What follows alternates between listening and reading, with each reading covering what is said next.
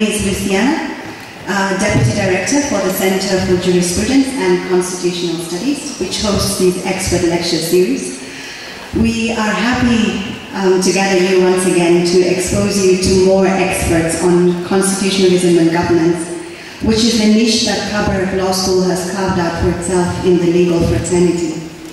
For those of you who will remember, last year we had a speaker from South Africa, actually from Nigeria, who was studying in South Africa and who gave you comparative perspectives on the rights to water in South Africa and Kenya and Nigeria. And we continue to endeavor to expose you to other experts, not just in Kenya, but across the globe. And today's lecture is no different. We have a visiting professor who will be introduced to you by Mr. Ngoya. And we continue to hope that these lectures are adding value to your training as lawyers, and especially in the area of constitutionalism and good governance. So without further ado, I'll just ask Mr. Ngoya to come and address you and to introduce to you our speaker for the day. Mr. Ngoya. Thank you so much, Ms. Kilo, for that introductory remarks.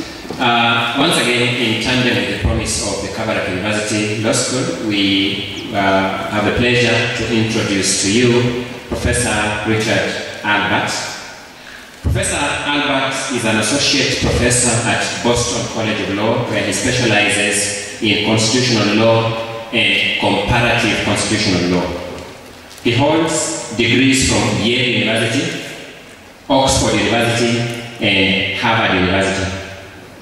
Prior to joining Boston College Law School in 2009, Richard Albert served as a law clerk to the Chief Justice of Canada, the Right Honorable Beverly McClellan. In 2010, he received the Hessen Ntema Prize, which is given annually to a scholar under the age of 40 to recognize the most outstanding article on comparative law. In 2013, he was named to the 50 under 50 list honoring the most influential minority law professors of 50 years of age or younger.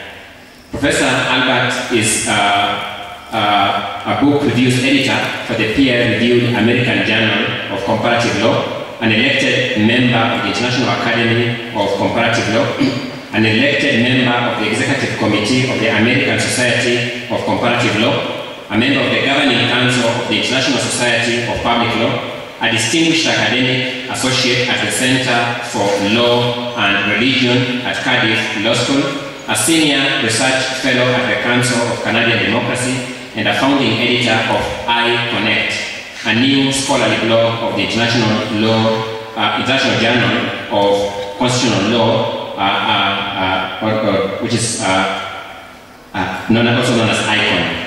I wish to also inform you that Professor Richard Albert is one of the few fellows of the Center for Jurisprudence and Constitutional Studies at Kabarak University Law School.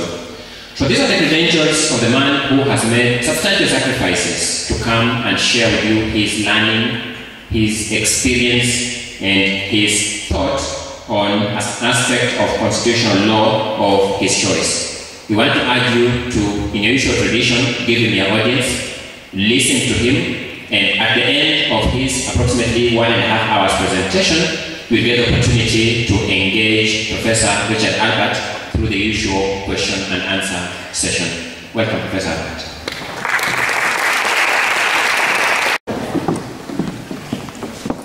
Since I've been here in your beautiful country, Kenya, I've had a big smile across my face for a number of reasons. I've met some lovely people, friendly people. I've seen some sights and sounds that have just been a delight to my senses. And my favorite food of all is fruit. And here, as you know, the fruit is delicious, and I've discovered that in some new fruits. I tried popos for the first time, and I tried some tree tomatoes for the first time, and of course, again, I tried mangoes. I was raised for a bit of my life in Haiti. And there, the mangoes, I thought, couldn't be any more delicious than they were there. But I think here you give Haiti's mangoes a run for their money. And it's been a delight to be here to sample your fruit. I want to thank you for your invitation to be here.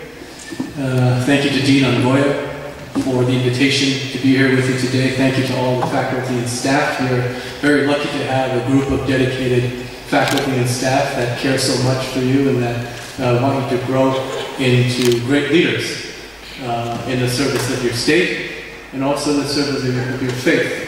And so I'm happy for you and a bit envious of you that you have such great people leading you and caring for you here at Kabarak Law School.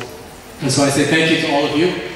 I say asante sana. It's a pleasure to be here. I want to say that to be here at Kabarak Law School makes an already wonderful visit even better. And I think what's very special about being here for me, here at Kabarak, is that you're all united in a common institutional purpose to improve government and to deepen democracy here in your country. And that I think is very, very special. And so my subject for today is directly connected to your institutional mission here at Kabarak to improve government and to deepen democracy. I want to focus on how and why we amend constitutions. How and why constitutional designers structure the rules of constitutional amendment the way they do. And why, in my view, the power of constitutional amendment, the power to amend your constitution, embodies the fundamental premise and promise of democracy. And in making the connection between constitutional amendment and democracy, I will reflect on the Constitution of Kenya, which, as you know, will mark its 6th anniversary later this year in August. And I want to explain to you how, from my perspective as a scholar of comparative constitutional law, the Kenyan Constitution of 2010 is innovative, it's well designed on matters of constitutional amendment, and why I think it may offer something of a model for the democratic world. I'm going to take an approach today that is comparative, that is doctrinal, that is historical, and also theoretical. And I want to focus on the actual design of the rules of constitutional amendment, what the text of the Constitution says about how we amend Constitution. This is, after all, what interests me most about constitutionalism. The title of my remarks: Constitutional Handcuffs, Unamendability, and the Future of Democracy. Constitutional Handcuffs, Unamendability, and the Future of Democracy. Let's begin with the relationship between constitutionalism and democracy. The advent of the written Constitution has exacerbated the tension that exists between constitutionalism and democracy. Constitutionalism takes a distrustful posture toward democracy. It seeks to restrain democracy by fastening handcuffs on its exercise and by imposing limits on its expression. Democracy celebrates the limitless horizons of collective action, but constitutionalism takes a more skeptical view of popular movements. Constitutionalism tries to moderate our enthusiasm for participatory democracy with careful vigilance for the dangers of majoritarianism. That's the very function of counter-majoritarian concepts like a Bill of Rights, judicial review, and the separation of powers. In contrast, democracy rejects the tyranny of the counter-majoritarian minority and aspires to break free from the chains that constitutions shackle around it. For democracy, legitimacy flows neither from natural law nor from moral truth, but only from the freely given consent of the governed. The highest ambition of participatory democracy is therefore to reflect popular preferences through majoritarian politics. Constitutional designers around the world have constructed very innovative devices to assuage the tension between constitutionalism and democracy. The function of these devices is to insulate majoritarian will from judicial invalidation. Some of these devices confer upon legislatures the power to limit the scope of judicial review, for example. Others narrow the range of judicial authority. For instance, the notwithstanding clause in Canada and in Israel, declarations of invalidity in the United Kingdom, declarations of inconsistency in New Zealand. These are all devices that constitutional architects have created to try to shift the balance of power away from constitutionalism toward democracy. The authority to amend a constitution is the best democratic answer to the enduring tension between constitutionalism and democracy. The rules of constitutional amendment, the rules that allow you to amend your constitution, resolve the tension between constitutionalism and democracy in favor of democracy. How? By giving citizens and their representatives the key to unlock the handcuffs that constitutions fasten around their wrists. No part of the Constitution is more important than the rules of constitutional amendment. No part. In the Lockean tradition of representative government, amendment rules hold a special significance. They legitimize higher and ordinary law as derived from the direct or mediated consent of the governed. The power of amendment is an expression of sovereignty, and amendment rules themselves are fundamental to constitutional democracy.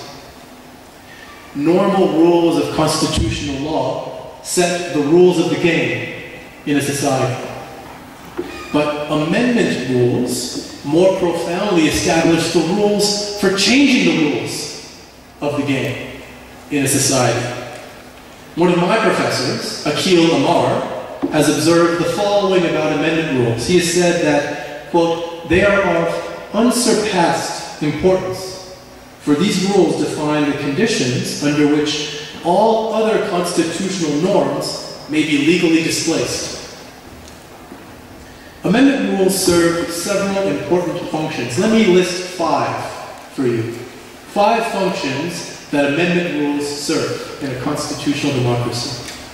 First, as a basic matter, amendment rules allow us to distinguish the Constitution from ordinary law. Whereas legislation is ordinarily subject to repeal or amendment by a simple majority, in the legislature, by the way, a constitution is often subject to a higher threshold for alteration. This higher threshold can be approval by a legislative or popular supermajority. Sometimes it's both. These more demanding procedures to amend the Constitution reflect both the relatively higher significance that we afford to constitutions over laws, and also the view that ordinary laws are a derivative of the Constitution. The first purpose of amendment rules. Second, amendment rules give us a legal and transparent framework within which to alter the Constitution. This is perhaps their most obvious function. They create rules for modifying the text of the Constitution, and with the text also its meaning.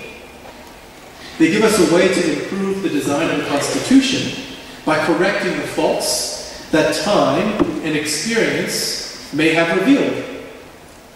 Amendment rules allow political actors to respond to the changing political, economic, social needs of a political community.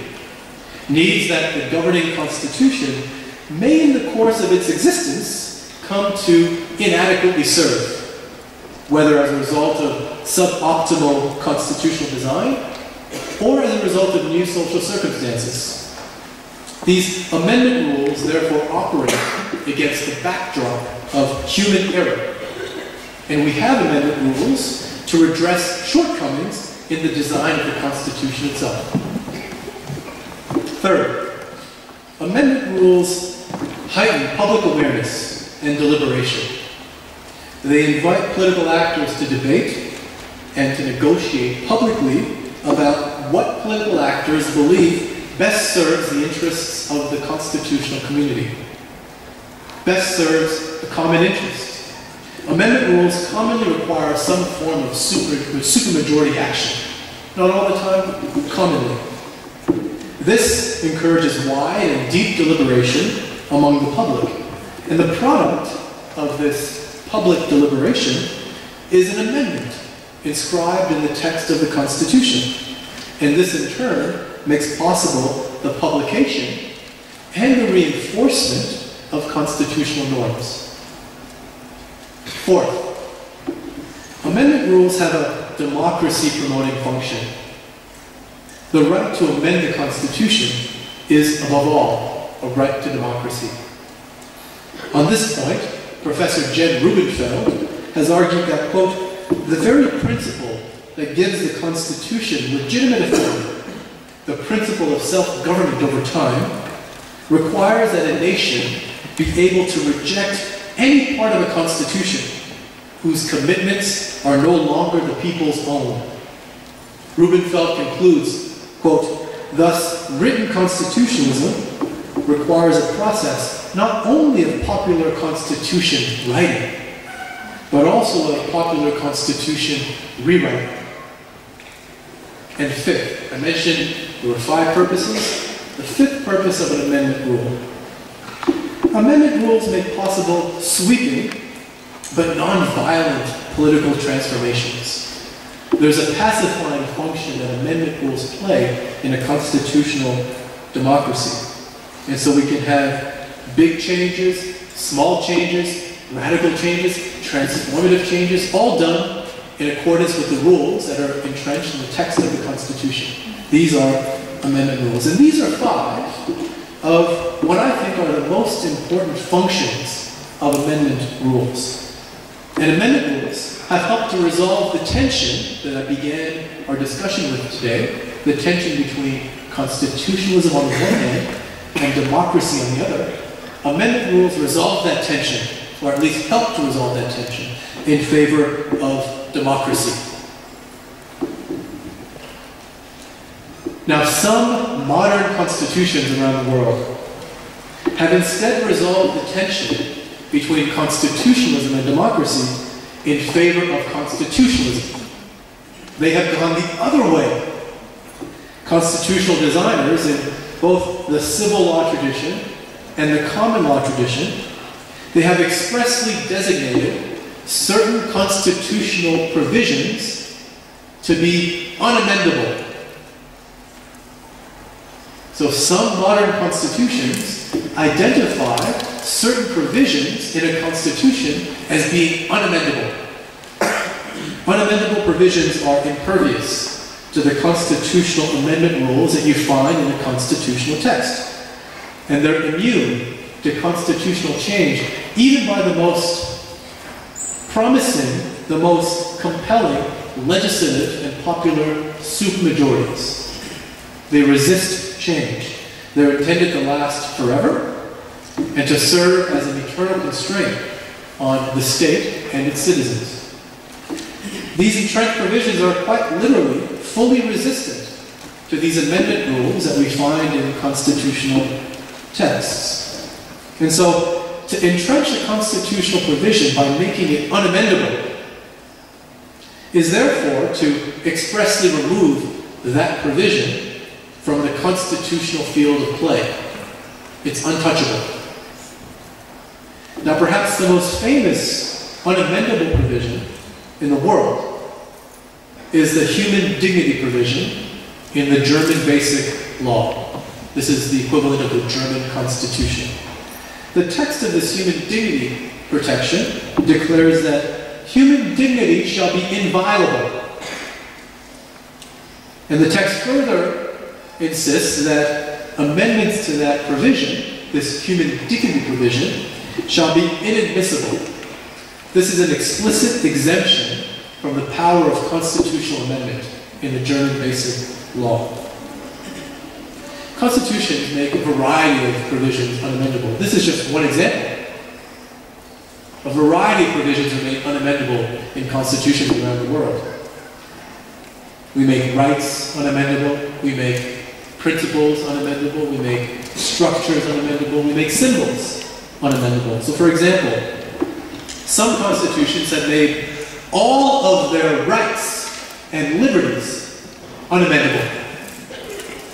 These include the constitutions of Namibia, Moldova, and of Bosnia and Herzegovina, just as an example. Other constitutions make certain social, political, or religious principles unamendable. So for example, the constitutions of Togo, of Benin, and of Chad make the secular character of the state unamendable. The constitutions of Algeria, Morocco, and Iran, for example, do the opposite. They entrench religion against amendment.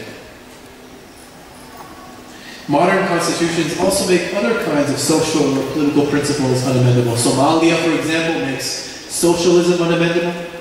Burundi prohibits amendments that undermine the national unity of the state and the cohesion of the people. The Constitution of East Timor bans amendments to national independence. And some constitutions prohibit amendments that violate the spirit of the Constitution.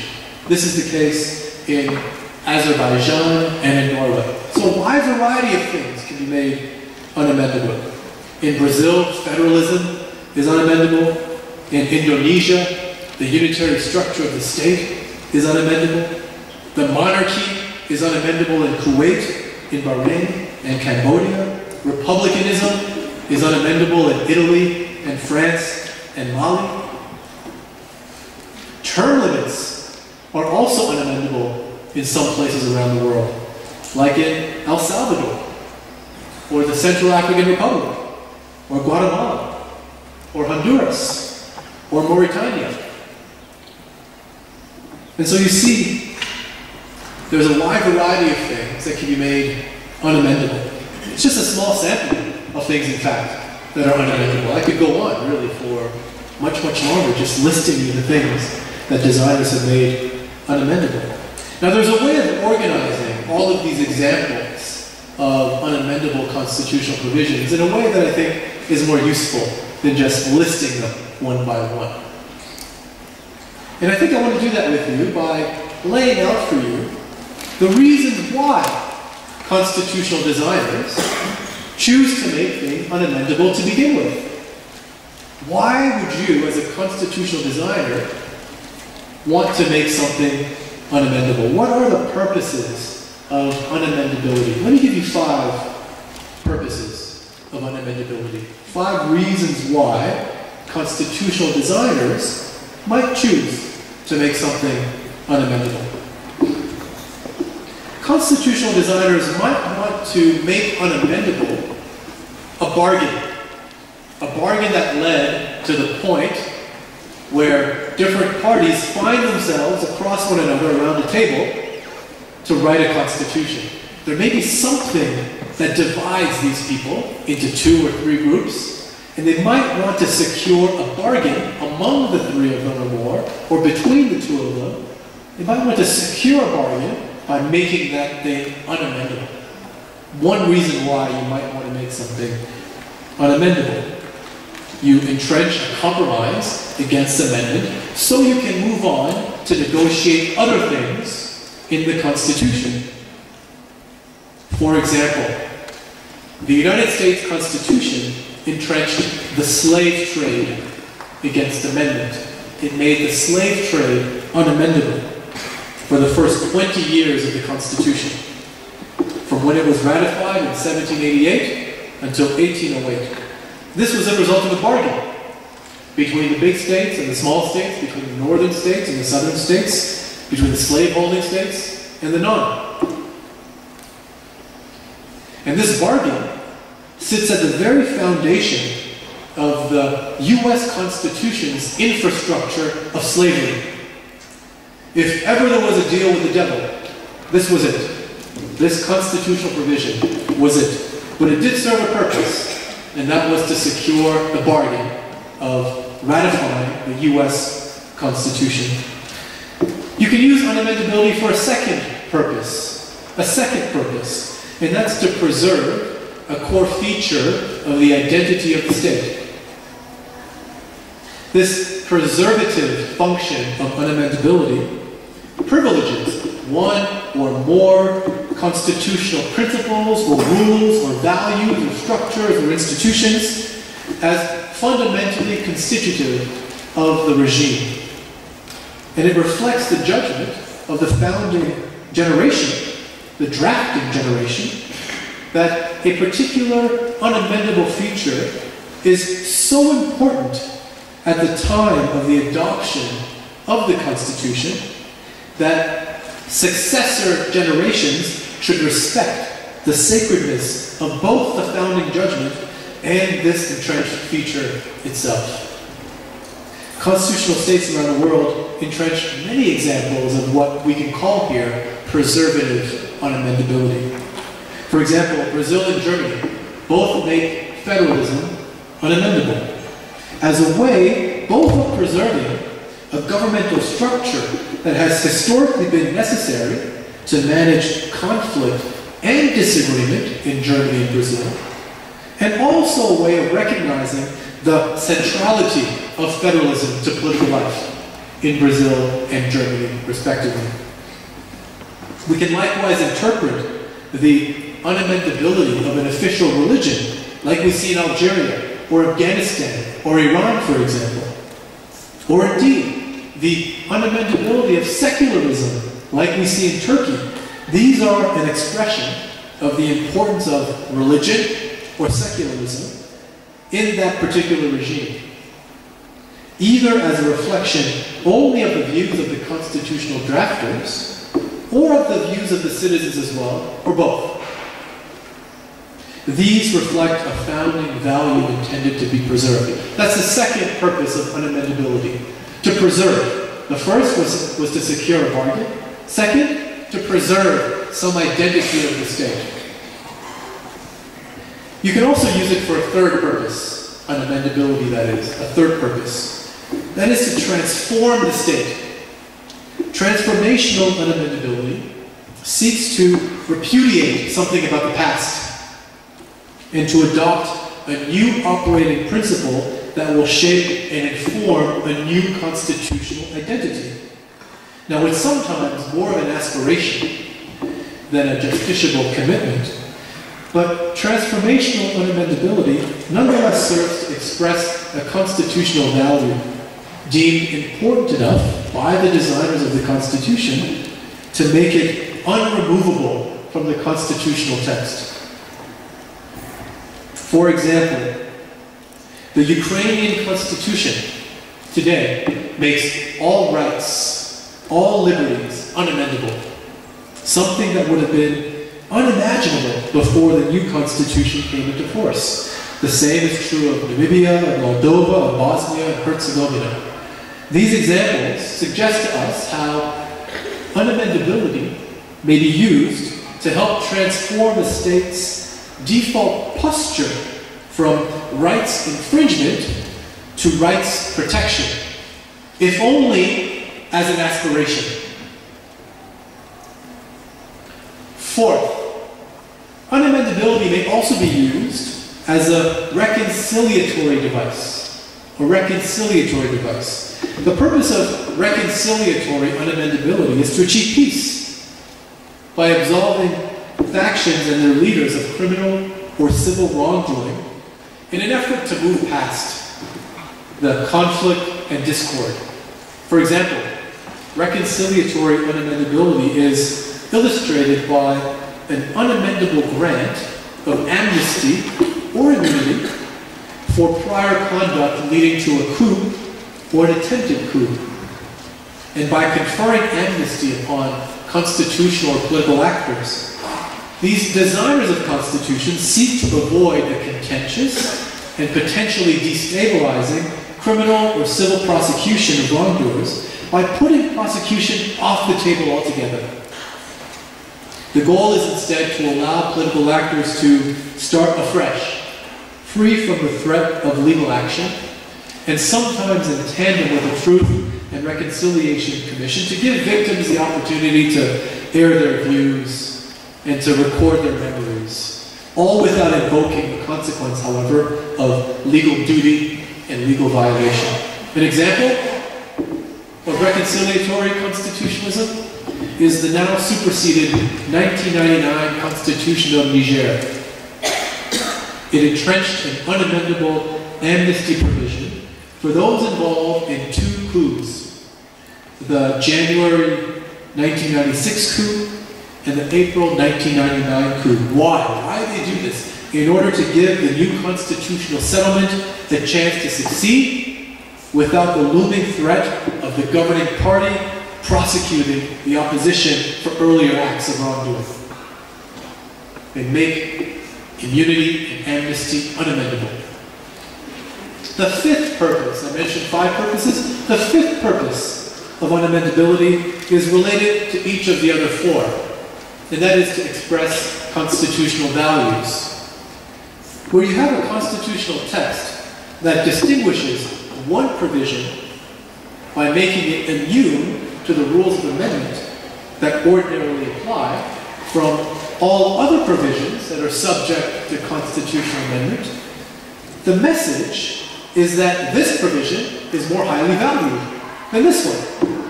We are signaling to you that there's something special about this provision that is made unamendable. So for example, the Cuban Constitution makes socialism unamendable. That tells you something about the importance of socialism in Cuba. Just as the Afghanistan Constitution's unamendable clause of Islam and Islamic republicanism tells you something about how Islam and Islamic republicanism is perceived in Afghanistan. So these are 5 reasons. 5 reasons why constitutional designers around the world, and I think I've taken you literally around the world have chosen to make certain provisions unamendable. 5 reasons for choosing unamendability as a constitutional design. I think I've made a strong case for why you might want to make something unamendable. I've given you 5 reasons why designers do it. I think I've done a good case of telling you why it might be a good reason to rely on unamendability as a design feature of your constitution. Because they're all good reasons, right? All good objectives. How could you reject the objective of transforming the state in the service of civil and political rights by making all of those civil and political rights unamendable? How could you reject that? Who could reject reconciliation between 2 previously warring groups and making those protections unamendable? Who could reject that?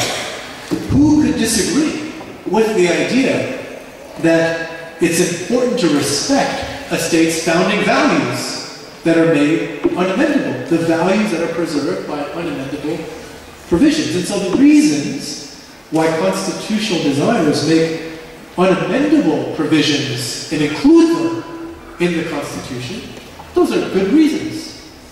They're good objectives, they're laudable objectives. But I reject all of them. I reject each and every one of them. They are worth pursuing, certainly the idea of reconciliation, the idea of transforming the state in the service of civil and political rights. All of these objectives are worth pursuing, but not with unamendability.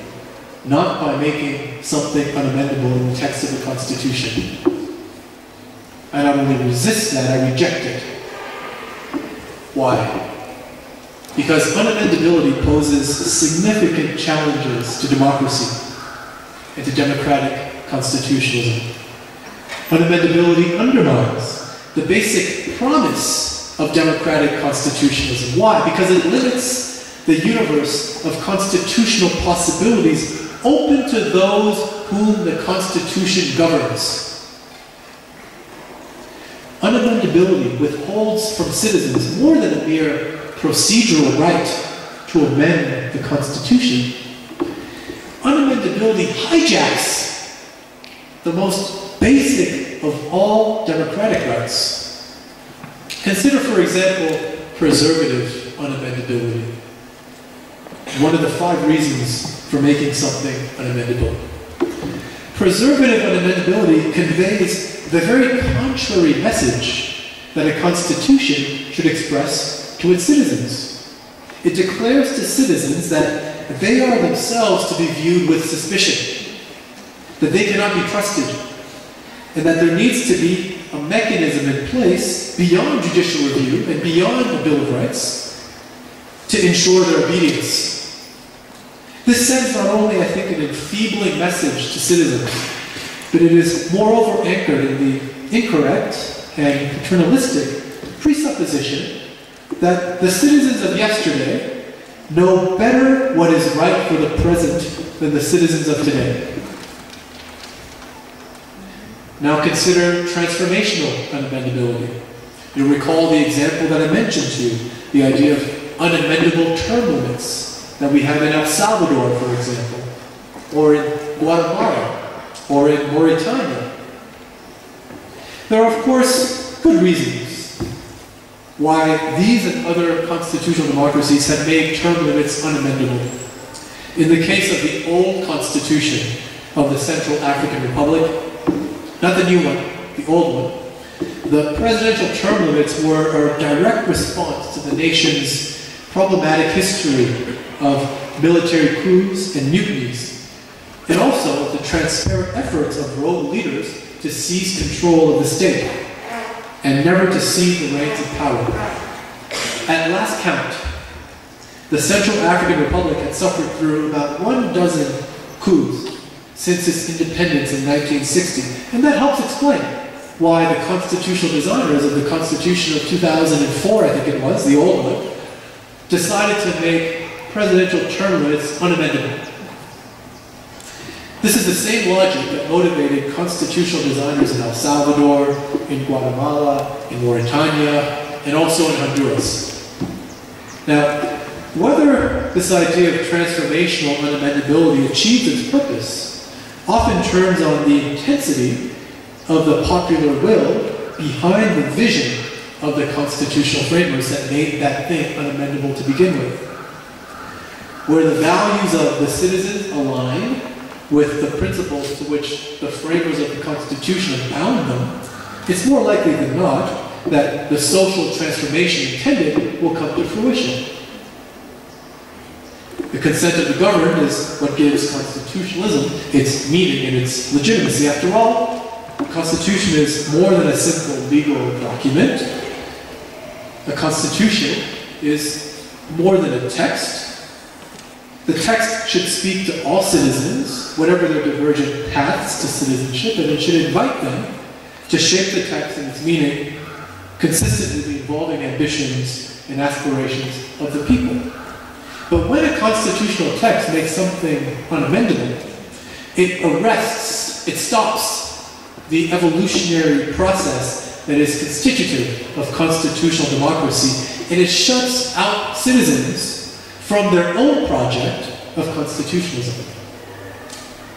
When the framers of the past are seen as imposing moral or political standards that conflict with those that underpin how citizens today see themselves and their state, the odds of sustaining the momentum toward the social transformation intended by that unamendability are very low.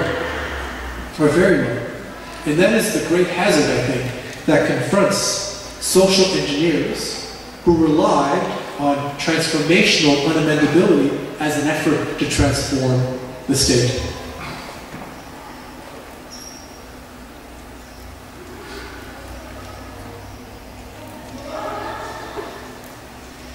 Now, as I mentioned a few moments ago, I think that there's no more important part of the Constitution than the rules by which that Constitution is amended.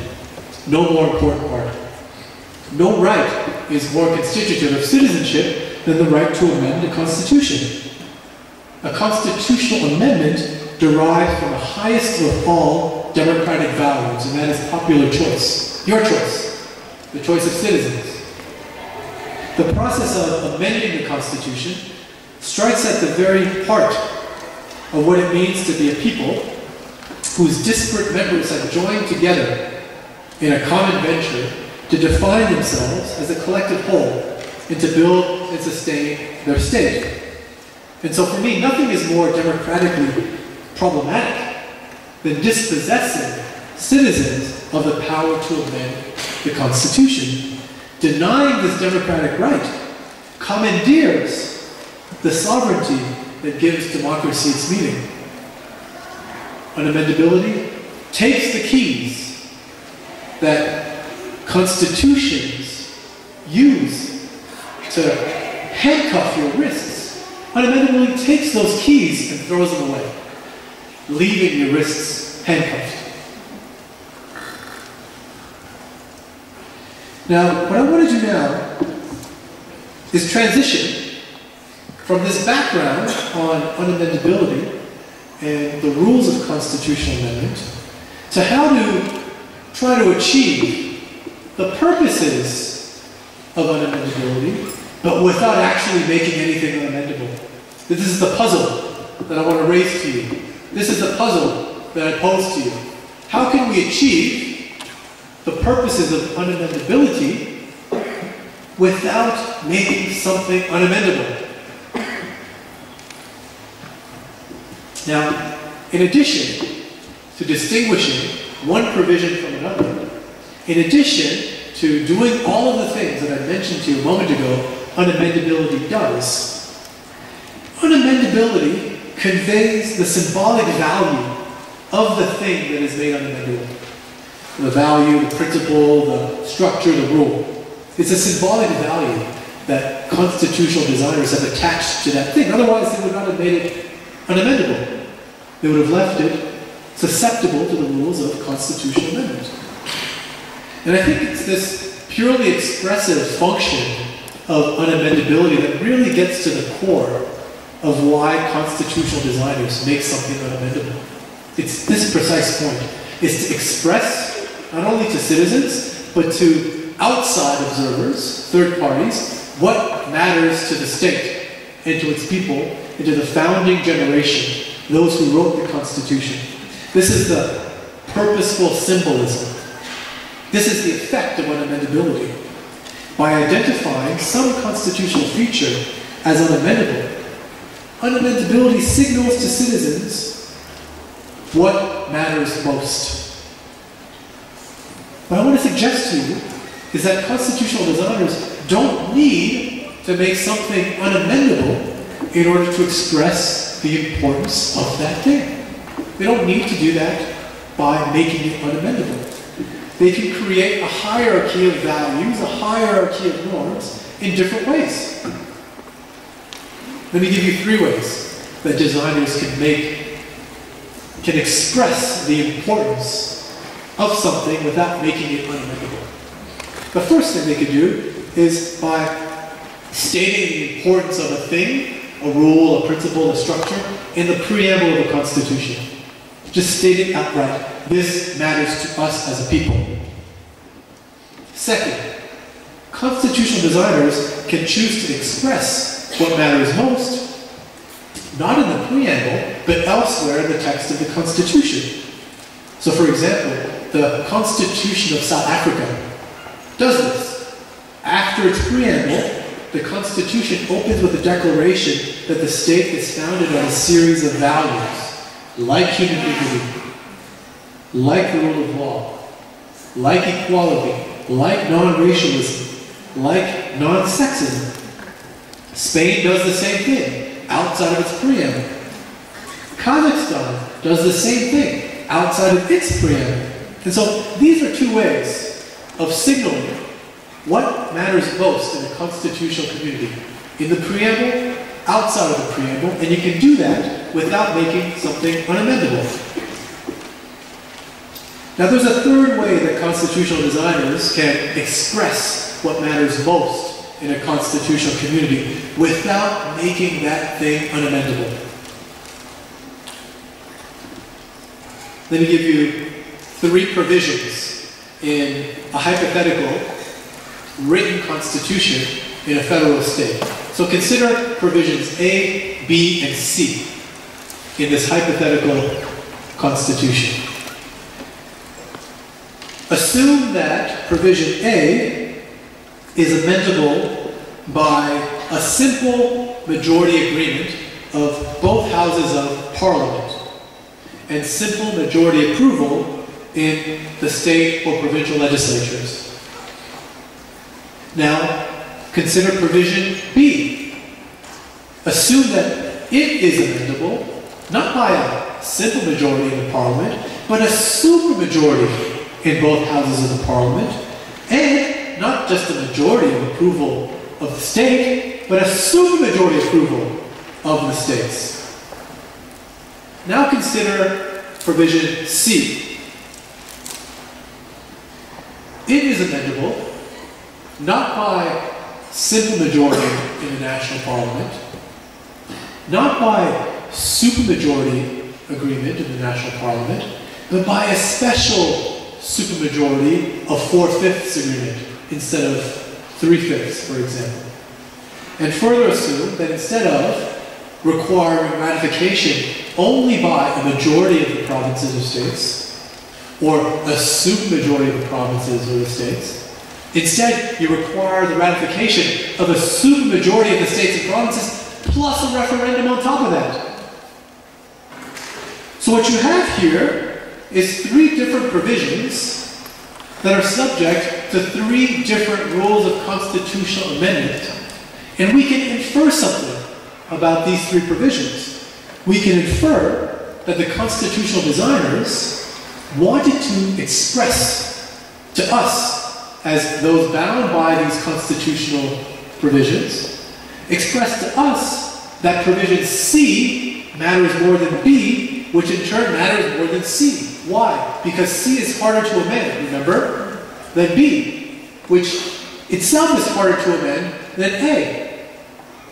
So we don't need to make provision C unamendable to express its importance. We could just make it harder to amend than it is to amend other things. And I want to call this structure of constitutional amendment an escalating structure of constitutional amendment. It's escalating because it gets harder and harder based on the importance of the thing that is subject to amendment. This is a way of expressing constitutional values, of identifying what is most important in the state, all without making something unamendable. And I think that this escalating structure of constitutional amendment is an enlightened way to design a constitution, and indeed a better way to express constitutional values than simply by making something unamendable. Now, this idea of unamendability, making something unamendable, it was once rare around the world, but now it's common. Today, it's more likely than not that a new constitution will make something unamendable. From 1789 to 1944, only about 20% of constitutions made something unamendable. From 1945 to 1988, that number grew to 25%. But since 1989, over 50% of new constitutions have made something unamendable. And so the trend is going in this direction, that a new constitution will more likely than not make something unamendable. Yet, nothing in the 2010 Constitution of Kenya is unamendable. Nothing. If you read it front to back, you will find nothing there about secularism being unamendable, or some religion being unamendable, or federalism being unamendable, or even human rights being unamendable. Nothing is unamendable. And so the Constitution of Kenya of 2010 is in the minority of new constitutions written around the world. But in this case, it's not always good to be in the minority, but in this case it's good to be in the minority, in my view. The Kenyan Constitution entrenches what I think is a better structure of constitutional amendment than we see in constitutions around the world. The Kenyan Constitution entrenches what I've described to you as this escalating structure of constitutional amendment. A structure that we also see in the constitutions of Canada, in the Constitution of South Africa, and in the Constitution of India, and many other constitutions around the world that people look to as leaders in constitutional design, as models for constitutional design. So Kenya is, in this case, in very good company, in my view. The Constitution of Canada creates 5 different procedures to amend the Constitution. Each of those 5 procedures is specially designated to different principles, provisions, practices, rules, norms in the Constitution of Canada. And the most difficult of the 5 provisions to amend the Constitution of Canada, the most difficult is assigned to those most important things in the Constitution of Canada. And the least difficult amendment procedure, the easiest to use, is assigned to those things that are thought to be the least important of all. The same is true of the Constitution of South Africa. It has 3 different procedures for constitutional amendment. The hardest is reserved for the most important things in the Constitution, and the lowest is reserved for the things that are just ordinarily amendable. The Constitution of India doesn't have 5 procedures to amend the text. It doesn't have 3, it has 2. One is reserved for important things, or the things that are thought to be more important than the ones that are amendable by the lower threshold. And the Kenyan Constitution does the very thing, the very same thing that we see done in Canada, that we see done in South Africa, that we see done in India. 3 of the most influential constitutions in constitutional democracy today. Kenya is in that group, and I think it's a good thing, because the way it structures amendment is praiseworthy. It entrenches an escalating structure of constitutional amendment. For those of you who are familiar with these rules, this is just review. For those of you who have not yet read the rules of amendment in the Kenyan Constitution, let me tell you about them. Some provisions in the Constitution of Kenya are amendable by referendum, others by popular initiative, and others by parliamentary initiative. There are specific rules that apply to each procedure.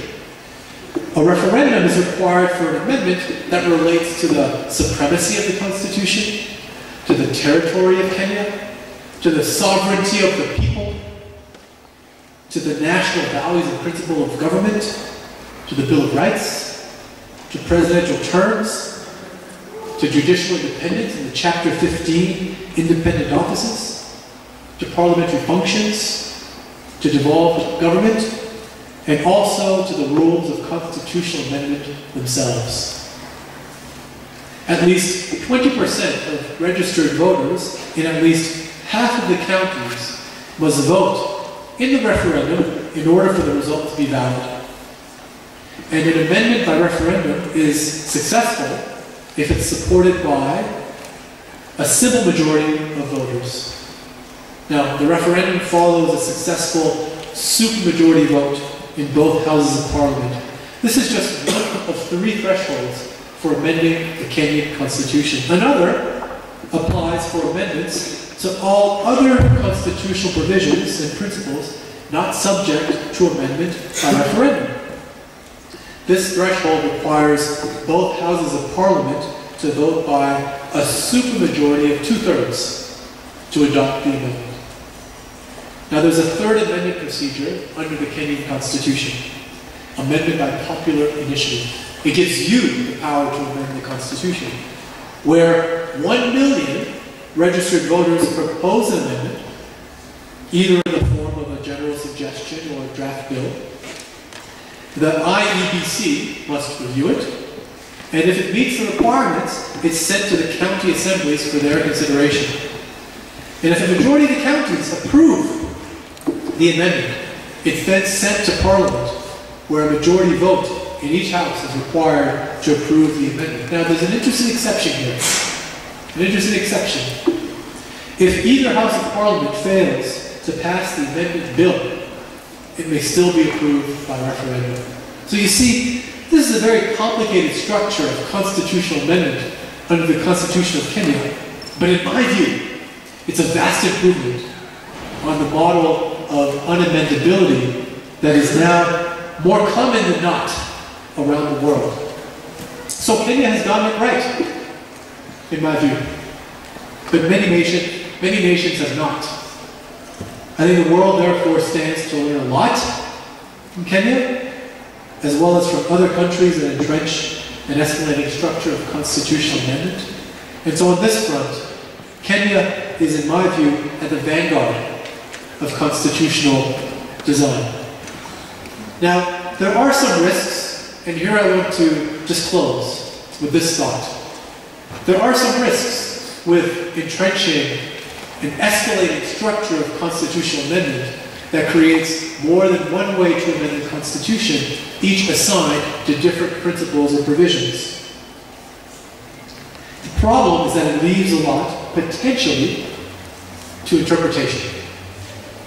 There may be disagreement about what kinds of amendments are associated with which particular amendment procedure.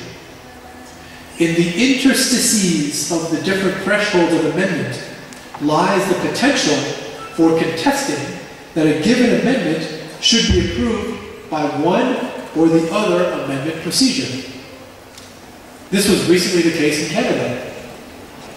There was vast, controversial disagreement about whether a given amendment proposal should be subject to one of the lower amendment thresholds or one of the higher amendment thresholds. And it was left to the court to advise political actors about which of these amendment procedures had to be used to amend the Constitution in the way proposed. So, reasonable minds could disagree in Canada about which amendment procedure applied to which particular amendment. And this is one example. The Constitution of Kenya is similarly susceptible to these kinds of competing interpretations when it comes to which amendment procedure will apply.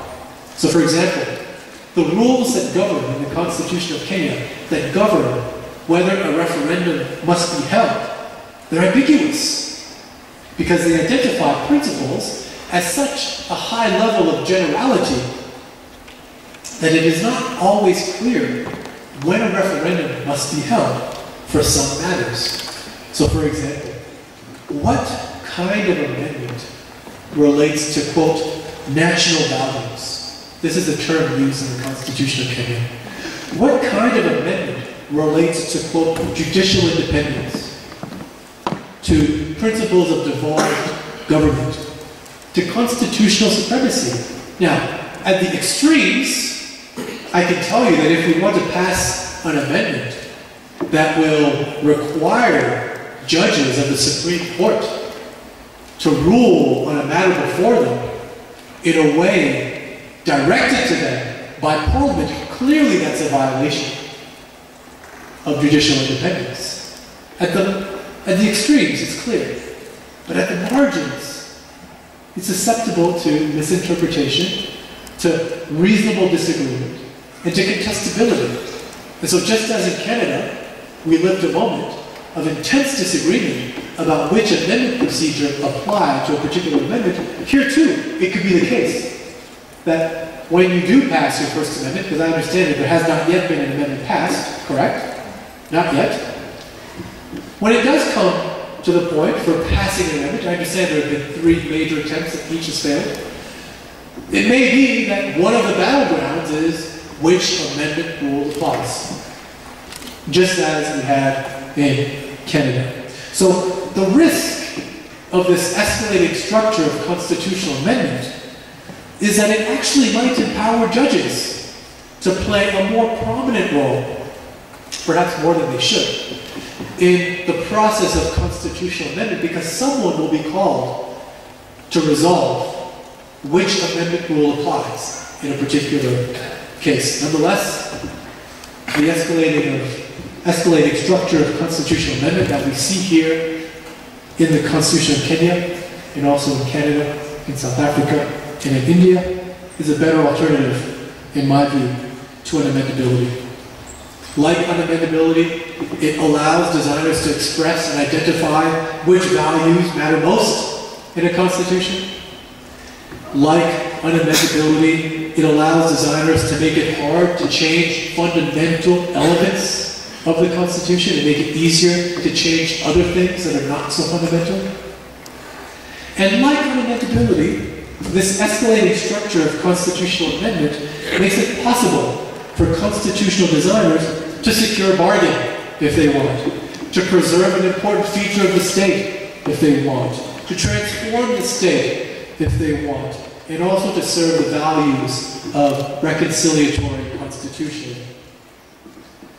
But unlike unamendability, an escalating structure of constitutional amendment does not deny the people their basic, fundamental, all-important power to amend their constitution. And so, I want to close by just stressing that in my view a constitution is both a verb and a noun. A constitution is both a verb and a noun. It is of course a document. A constitution is a thing that outlines the structures of government, that defines the powers of public institutions, and ordinarily entrenches rights. But a constitution is also an action. It is a continuing process of self-definition, of redefinition, one that invites the people who are to be governed by the text to both shape the rules that bind them and to reshape them as time and as experience and as evolving values might require. This idea of a constitution as an action derived from the Lockean theory of legitimacy, which rests on the people's acts of express and tacit consent to validate their government. And so on this account of a constitution as an action, an unamendable constitution is not only a paradox, but it is also unconstitutional. Because denying the people's power to constitute and to reconstitute themselves makes the thing that is said to bind the people unlike what a constitution should be. And this, to me, is a problem for constitutional democracy. And it is part of a larger problematic trend that we see among democratic constitutions around the world today, and yet Kenya has wisely steered clear of this problem of constitutional design. And for that, the Constitution and its designers should be commended for promoting popular sovereignty and democracy and the theory of living constitutionalism, instead of the idea of a frozen constitution, trapped in its own paralysis, the paralysis that unamendability represents and indeed celebrates. And so indeed, in this way, Kenya, along with Canada and South Africa and India, give us models of constitutional design worth following. Models of constitutional design worth following.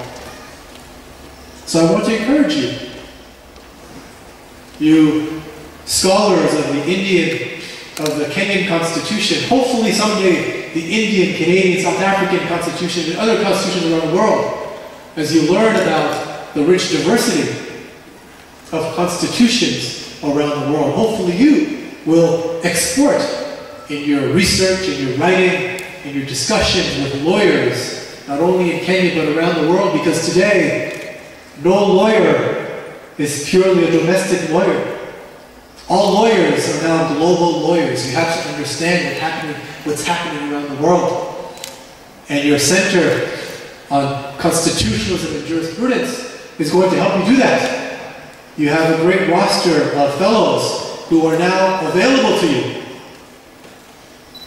to read your work, to advise you, to talk with you about your ideas. And so now you have access to scholars around the world. And so I encourage you in your work, in your thinking, in your writing, in your research, to export this Kenyan model of constitutional amendment around the world, just as you export the delicious fruits that I've been enjoying in my visit to Kenya since I arrived here a few days ago. I think Kenya's new constitution of 2010 offers a bold and important counterweight to the trend toward unamendability that we see around the world today. Kenya, I think, along with Canada, South Africa, and India, Kenya stands tall among the minority of new constitutions that do not entrench unamendability and yet achieve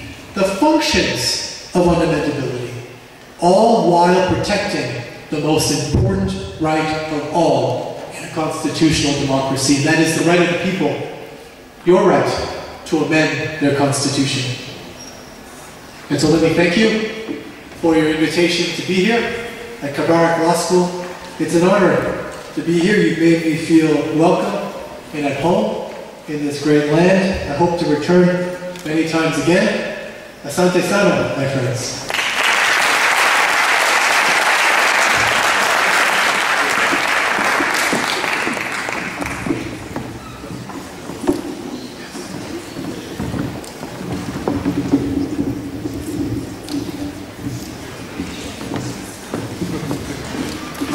Thank you once again, Professor Albert.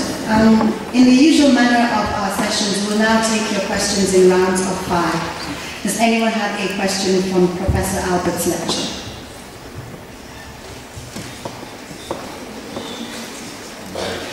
Hands are pointed at the usual suspects. Okay, Ms. Tangoya, excellent. First, I believe the lecture was instrumental for you, whatever your area of study. Mr. Jabuna, second. Mr. Bogwa, third. I'd like to see a lady put up her hand. I think that's Mr. Koira at the back. Then Mr. Ochwila, you're fifth. That's the first round. Are there any ladies who have questions for Professor Albert? Okay, I'll let you think about them for the next round. So we'll start with Mr. Ngoy. Actually, the last time I came across a presentation of this nature must have been about 10 years ago, when a person who was popularly known as the guru in this country, the late Professor Hastings Winston Opinya Okotogendo, made this famous presentation. But there is something that I want to get your thoughts on about African constitutions. Because in tandem with the principle of autochthony, constitutions tend to be sensitive to the local realities, the lived realities of the people who make them.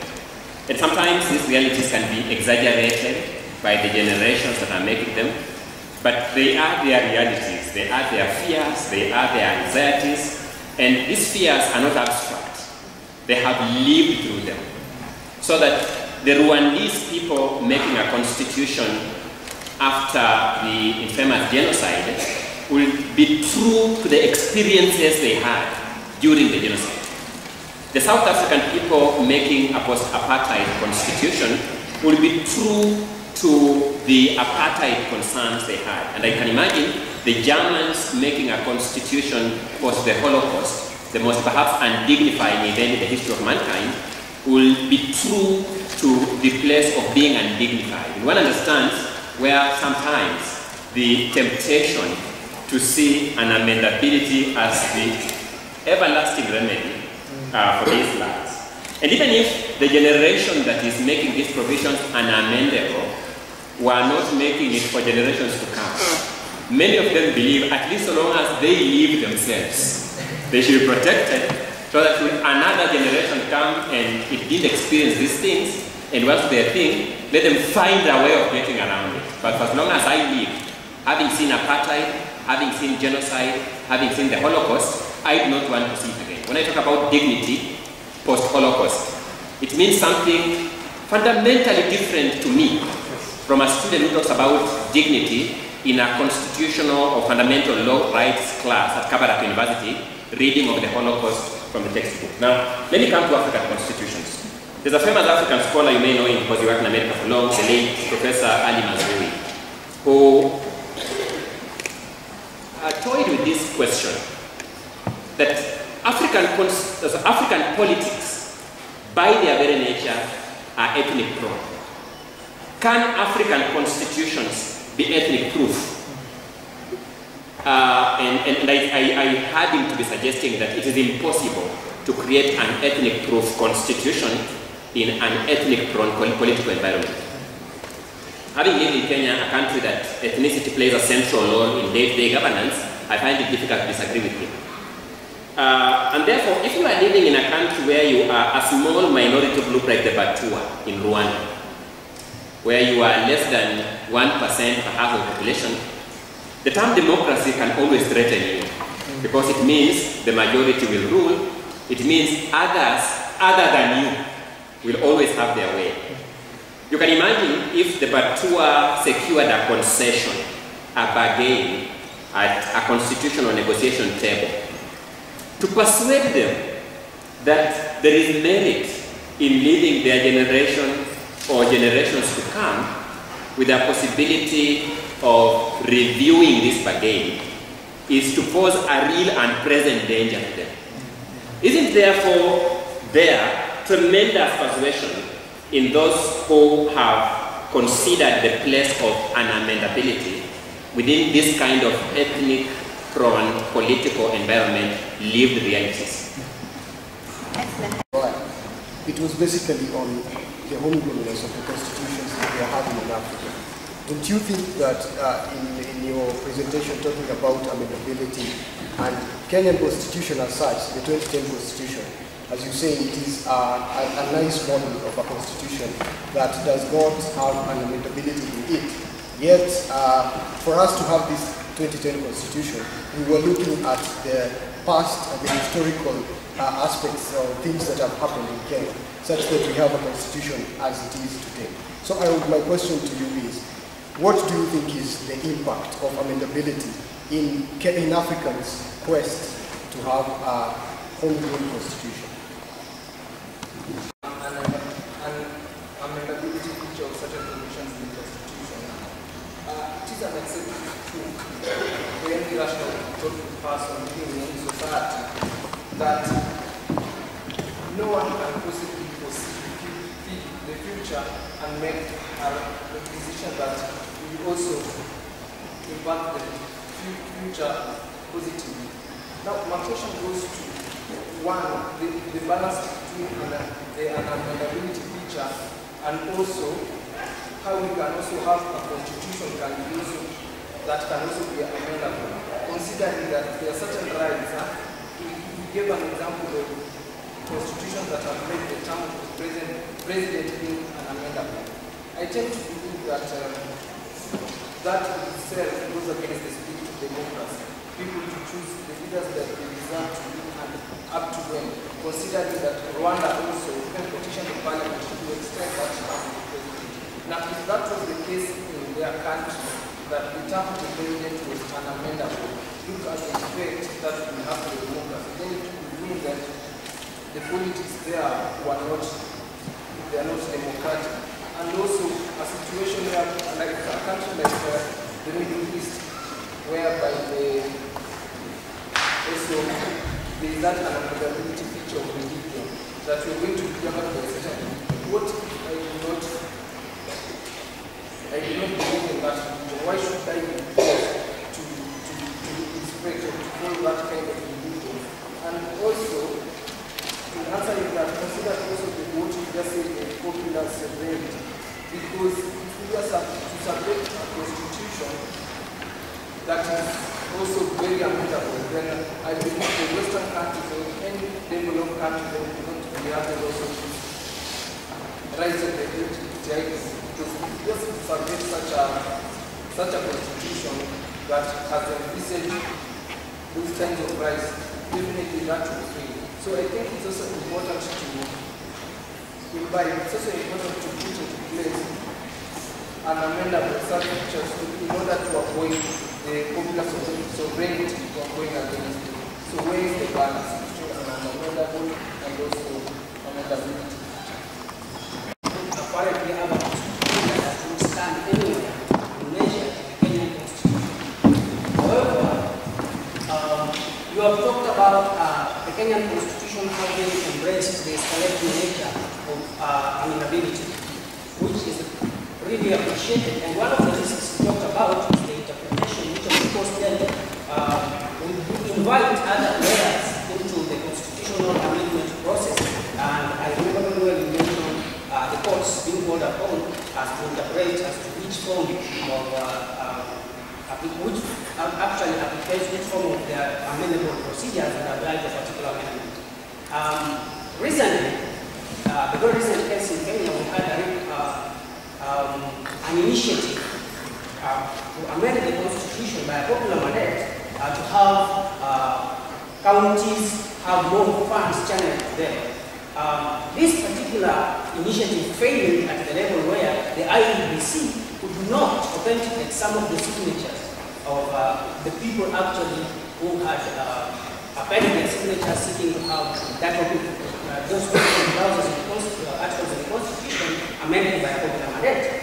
Now that subjects to the escalating process of constitutional amendment to another affirmation by yet another institutionalized organ within the government.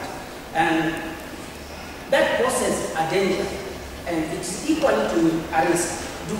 Does there lie any solution to such an amendment threat? Because then if that particular institution of the government that is mandated with qualifying the continuity of the process, then halts the process, it means that that procedure then fails, like did fail recently in the bill in Kenya.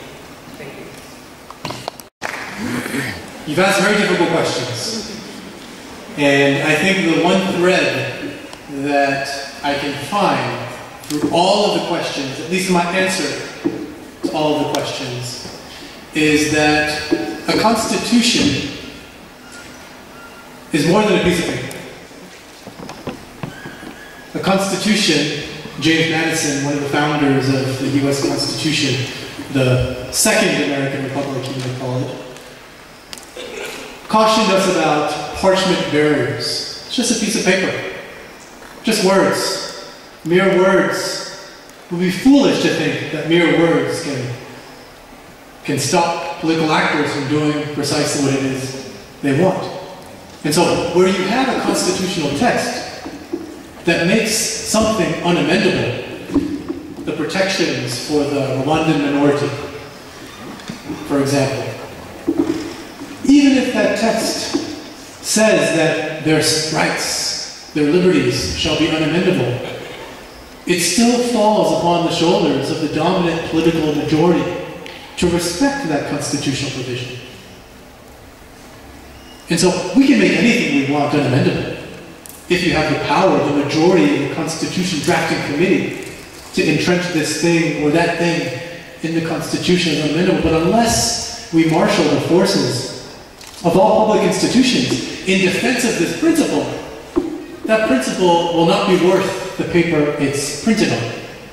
And so unamendability as an idea, I think, is different from unamendability as an actual textual entrenchment.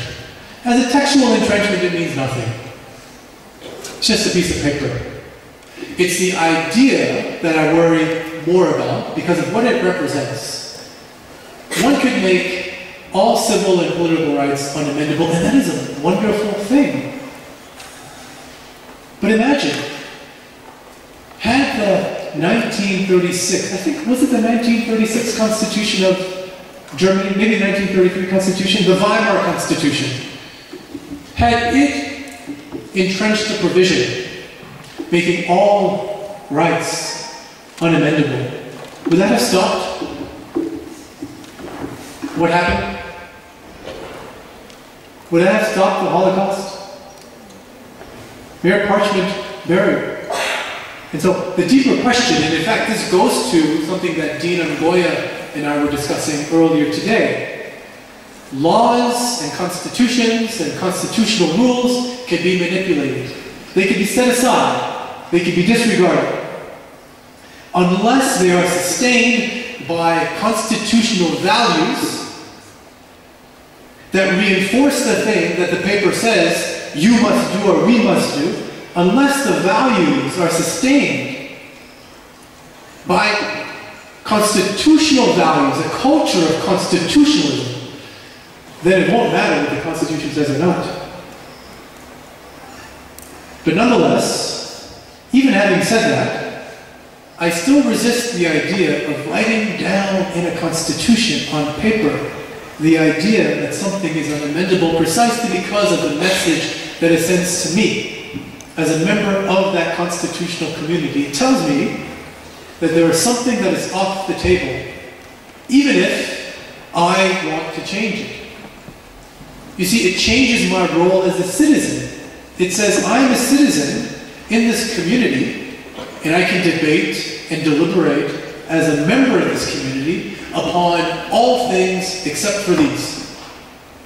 And so no matter how persuasive my ideas may be about changing this thing, no matter how persuasive I may be in marshaling the support of my fellow citizens to change this thing, the founding generation has already determined my fate. And that is a deeply disempowering thing. Let me give you another example about how a constitution that entrenches something against amendment can actually not be worth more than the paper it's printed on. The Constitution of Honduras makes the presidential term limits unamendable. It actually goes further than that. It says if you even propose a change to the term limits, you're subject to civil penalty. How's that for encouraging debate in society? Someone challenged this provision as being unconstitutional in the context of someone who wanted to run again for re-election. It went up to the Supreme Court of Honduras. What did the Honduras Supreme Court say? Anyone want to guess what they said that would lead me to believe that unamendable provisions entrenched in texts are worth nothing? The Supreme Court of Honduras said that in this case, the unamendable provision in the Constitution of Honduras was inapplicable. Even though there is nothing written in the text of the Constitution to suggest that it applies in some cases but not in others. It's written just generally. And so, again, this, Dina Goya, goes to the point that you made to me about the disjuncture between what is written on paper and what the values are that support its enforcement or non-enforcement. Here you may have in Honduras an example of a court gone rogue, I'm not sure. But it's certainly not a court that is interpreting the Constitution the way it was designed to be interpreted. And that poses a problem that I think I can connect to all the questions that were raised, because really, when you make something unamendable, you're telling us that it matters in a particular constitutional jurisdiction, but it won't actually matter until and unless the constitutional actors whose duty it is to reinforce that provision actually do support it and defend it.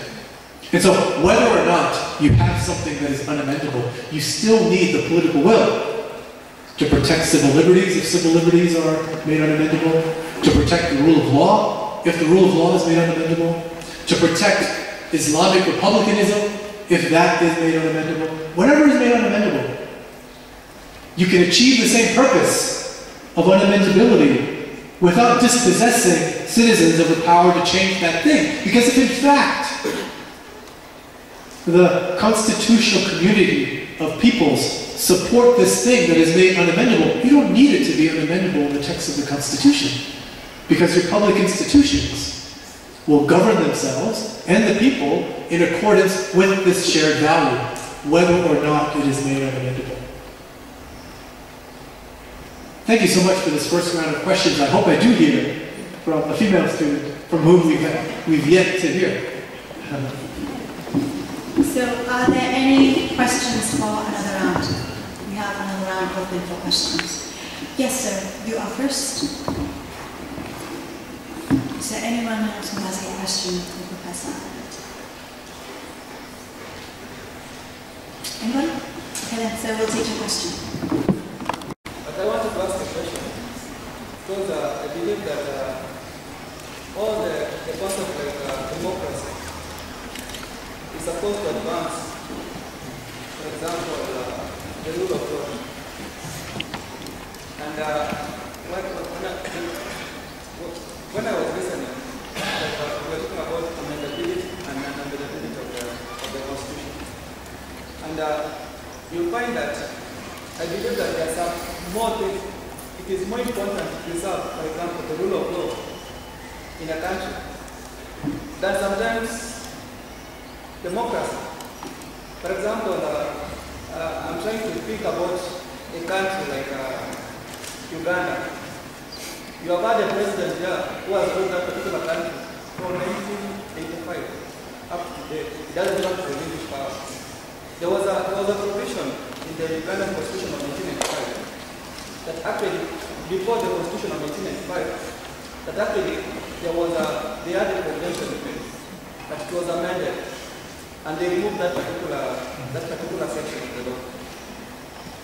Now, that one now falls on what you are saying, that the Constitution are not supposed to be that particular provision of unamendability, or they're supposed to be amendable. You say that is the most important provision. So I'm trying to balance what there is the issue of democracy, and we also have the rule of law. Because like if we have to follow, for example, that particular all the constitution like that. Most of the United States, President Obama's regime is coming to an end this year. We can even decide to extend that particular limit. So don't you think that whatever you're saying has been forcing real data to maybe the Constitution, because here you're trying to balance human character, the rule of law, plus the democracy. So don't you think that we should try to take a balance? Asked about the spectrum between unamendability and amendability. What is the dividing line? What is the right balance? And you raise a very difficult question. What do you do in a regime where the governors want to hold on to power and there's no turnover? There's no willingness to cede the reins of power, whether or not a term limit is made unamendable. What do you do?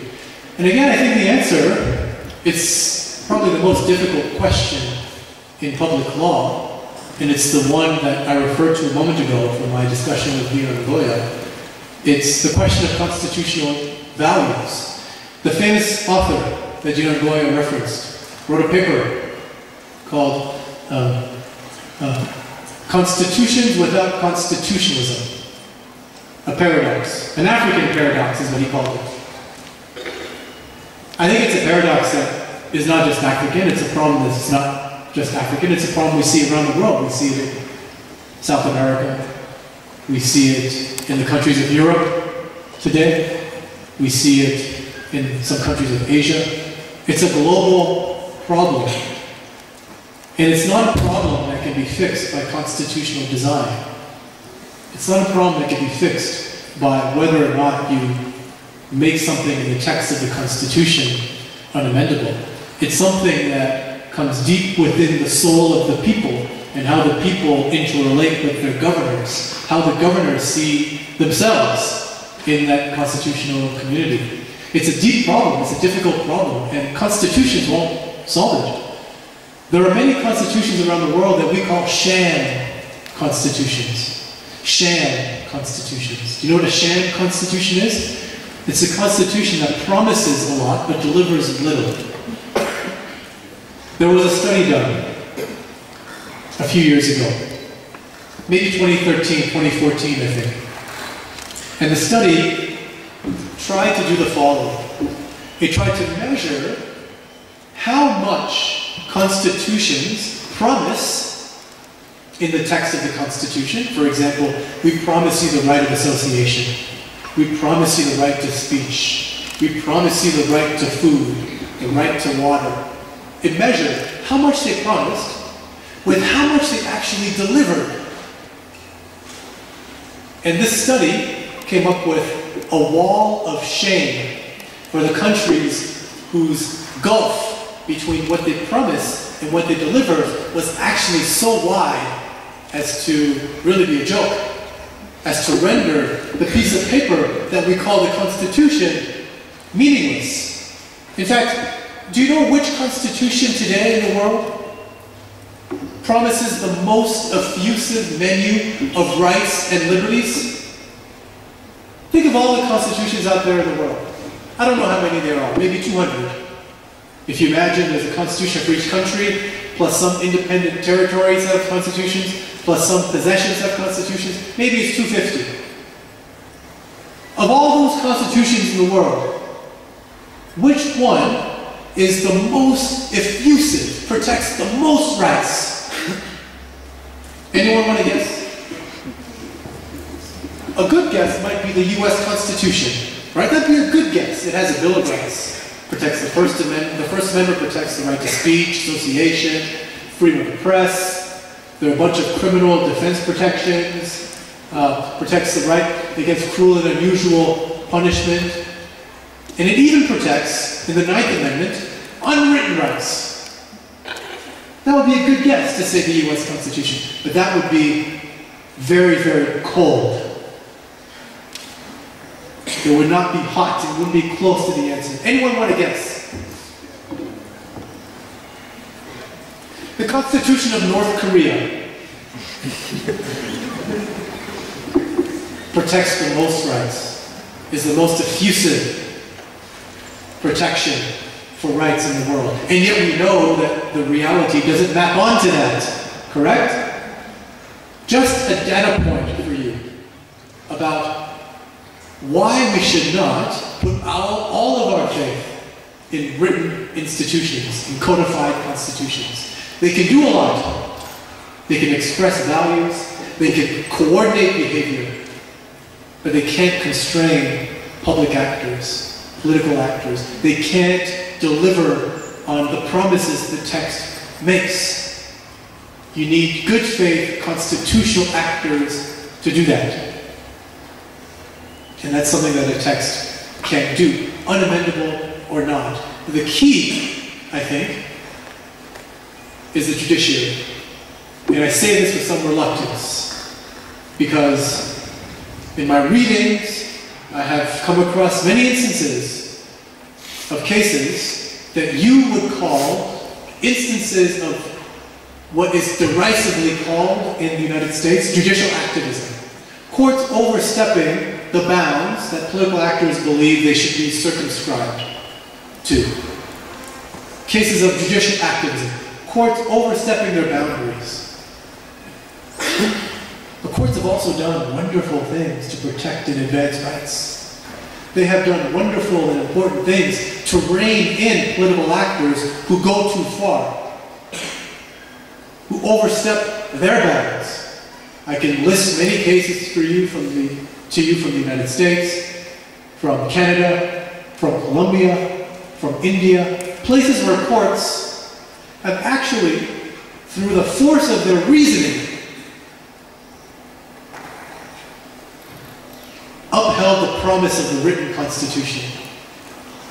And I say this reluctantly because I realize that there's a risk to overpowering one institution over others, because that disrupts the separation of powers.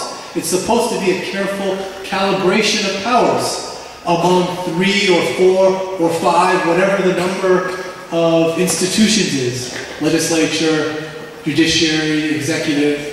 Sometimes there are independent agencies that we can consider a 4th branch of government. And it's important that there be a balance among the 4, that one checks the other as it is itself being checked by another.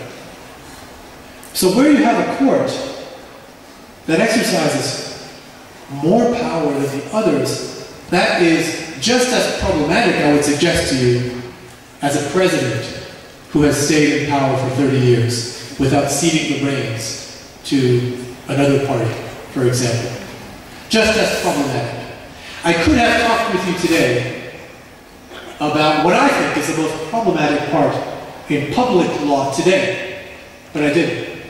And what's that subject? It's the idea that a constitutional amendment that is duly passed, that has gone through all of the steps that the Constitution outlines for an amendment to be successfully ratified. The idea that a court can invalidate a constitutional amendment that has been successfully ratified by the people and political actors. This is now a common phenomenon around the world. It happens. Courts invalidate constitutional amendments.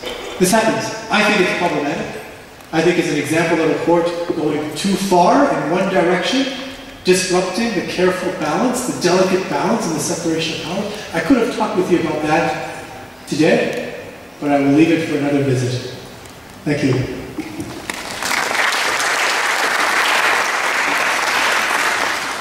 I am presuming that there are no other questions from the session.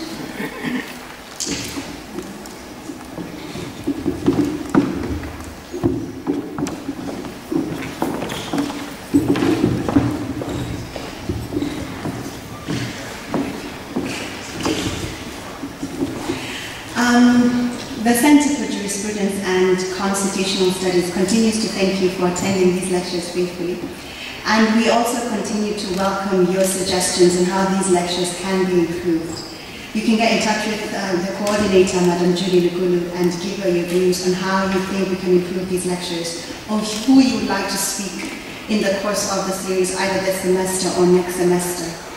Allow me to also take this chance to thank everyone who works very hard to make these lectures a success. Cedric and Grace and Edward, who helps us with the PA system, and of course our own camera person, Mr. Zhao from Kabul Online. Thank you very much. Can we give them a round of applause for what they do? Thank you for all your support. At this time, I'd like to welcome the Dean of the Law School, Mr. Ngoy, to close our session for us.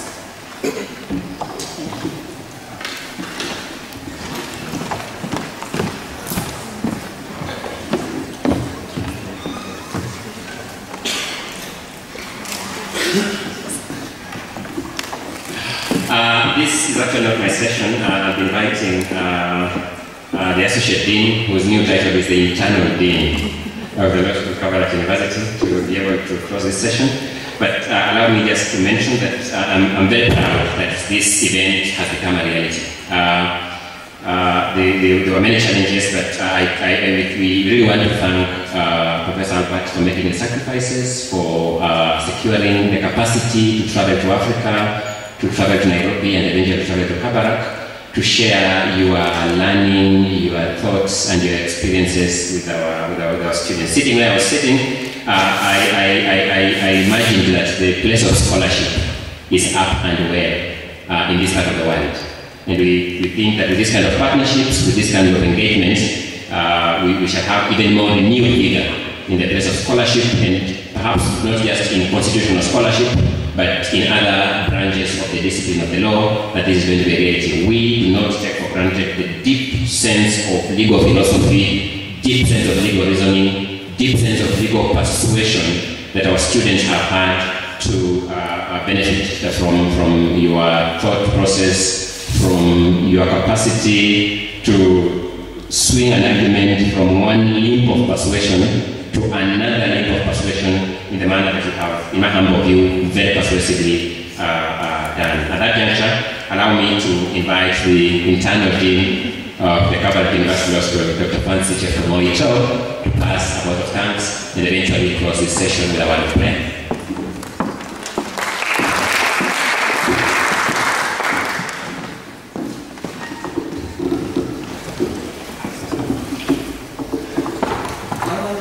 Our guest speaker, Professor Albert, the Dean, Mr. Ngoy, the coordinator, Madam Lugulu, Madam Luciana, our students, good evening. Well, I don't know where to start from. Well, when you're told an internal dean, It's a new title that I must get used to it, but nevertheless, it's a privilege and an honor to be able to say a word of thank you on behalf of Kabarak this evening because of such a fantastic lecture that we've had. Allow me, before I mention specific items we're grateful for, to make my own observations about how the lecture was. I know we are all very alive to the fact that there has been a lot of agitation for many courses in Kenya to see some change, either in moving the IEBC, either in enhancing the two-third gender rule, and many other things. We've also heard many times that our constitution is the most progressive, but it's until today that I actually knew at least some specific items in the constitution that I can say this is what makes our constitution more progressive than many others. Which was quite very enlightening for me, knowing that I'm not a constitutional scholar myself. So Professor Albert, that was quite a fantastic presentation. We don't take it for granted that you could find time to be in Kabarak. I don't know. It's not very often that you get people who are very seasoned in their areas of expertise. And for us, we are really honored and privileged to have you here today. So in our usual routine as an institution, I want us to appreciate Professor Albert for his presence, and we will do it with 3 claps, and then we do 3 of them. Can we go 1, 2, 3?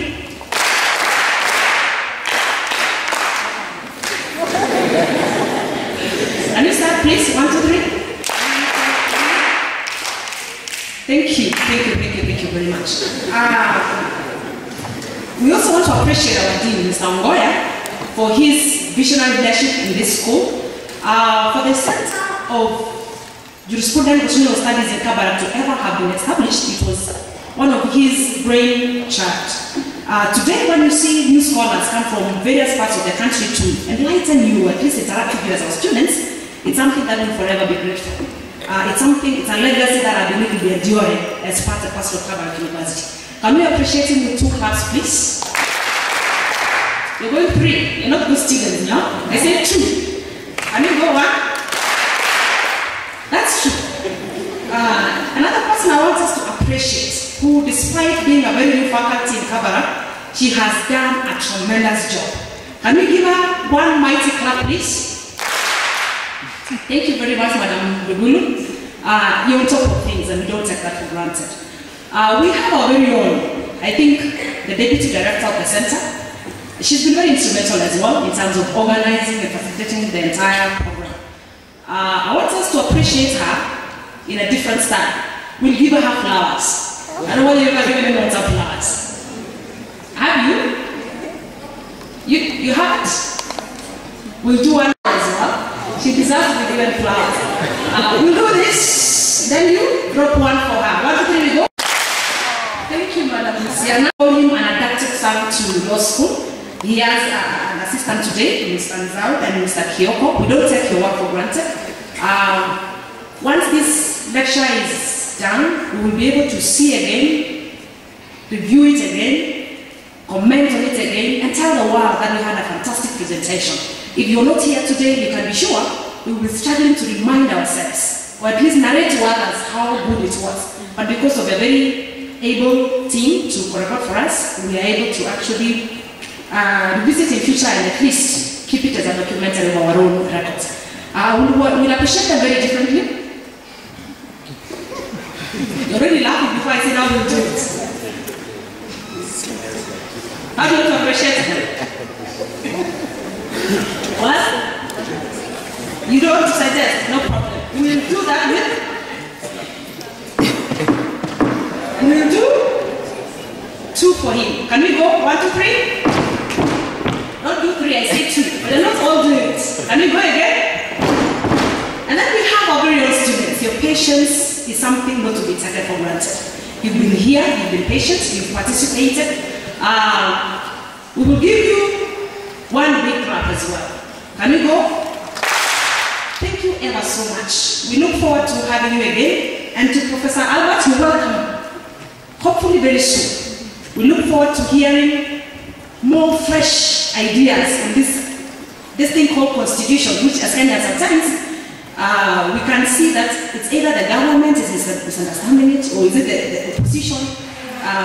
you've been keen to follow the discussion and the debates in our media, the government are saying we request the opposition to follow the Constitution. And we hear the opposition say, we request the government to follow the Constitution. Then I'm left thinking, are they reading the same Constitution? Because, I don't know, to the best of my knowledge, the Constitution in Kenya is the Constitution of Kenya 2010. But the ideas, the suggestions are very diverse. So we look forward to hearing more of your discussions. We were very impressed by the diversity of your exploration of the constitutional amendments. I mean, it was quite a tour of the world. We don't take it for granted.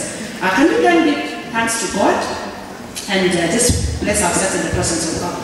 Let's pray. Our gracious and loving Father, in Jesus' name, thank you for such a fantastic time that we've had in your presence, oh God. I want to thank you for the speaker for the day. We pray that we continue blessing him, dear Father, even as he is chased in the next few days and as he travels back to his own country. We pray for journey mercies. We thank you for Kabarak Law School, Lord. We pray that in the days to come, we will experience your love, we will experience your presence, and above all, dear Lord, help us to be true to you and to give you glory in all aspects. We thank you for this particular expert lecture series, dear God. We pray for your provisions, we pray for your guidance. We pray that you will walk with us, guide us so that we may be able to fulfill our desires and even give you glory as you do them, dear Lord. We thank you and we love you because we pray with thanksgiving in Jesus' name. Amen. Thank you very much.